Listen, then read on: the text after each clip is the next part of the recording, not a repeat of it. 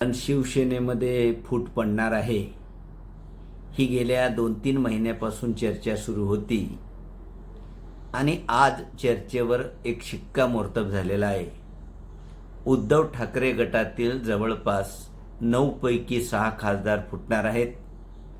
5 खासदार फुटलेले आहेत हे कन्फर्म झालेलं आहे.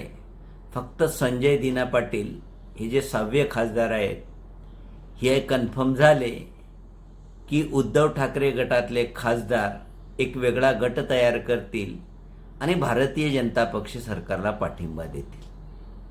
आता उद्धव ठाकरे गटातले खासदार फुटल्यामुळे महाराष्ट्राच्या राजकारणावर काय परिणाम होतील, तर सर्वात मोठा परिणाम असा होणार आहे की शिवसेना हा जो पक्ष आहे तो आणखी कमजोर होणार आहे. ऑलरेडी 2024च्या विधानसभा निवडणुकीनंतर शिवसेना पक्षाला सातत्याने पराभवाचं तोंड जे आहे ते तोंड पाहावं लागलं. नगरपालिका असतील, महानगरपालिका असतील, आणि अशा परिस्थितीमध्ये 9 पैकी 6 खासदार फुटणं याचा अर्थ शिवसेनेच्या भविष्यातल्या वाढीवर फार मोठी मर्यादा येणार आहे.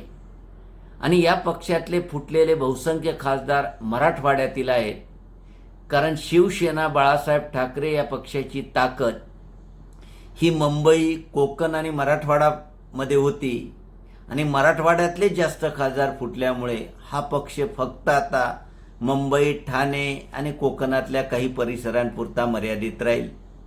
दुसरी महत्त्वाची गोष्ट अशी आहे की महाविकास आघाडीचे घटक पक्ष आधीच कमजोर झालेले आहेत. काँग्रेस कमजोर आहे, शरद पवारांची राष्ट्रवादी कमजोर आहे, शिवसेना कमजोर झाल्यामुळे आपोआपच महाविकास आघाडी आहे त्या महाविकास आघाडी आणखीच कमजोर जो आहे ते आणखी कमजोर होणार आहे.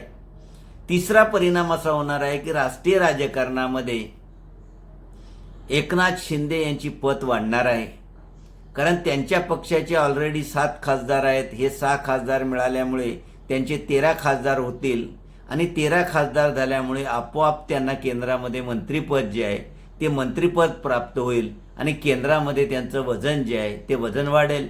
किंवा महाराष्ट्रामध्ये हे शिवसेनेचे नुसते खासदार जे आहेत ते नुसते खासदार फुटलेले नाही, तर हे खासदार फुटल्यामुळे या भागात शिवसेना जे एकनाथ शिंदेची यांची ताकद जी आहे ती यांची ताकद वाढणार आहे. त्यानंतर शिवसेनेमध्ये जी फूट पडली त्या फुटीमुळे उद्धव ठाकरेंच्या पक्षाच्या भवितव्याबद्दल देखील प्रश्न निर्माण होणार आहे.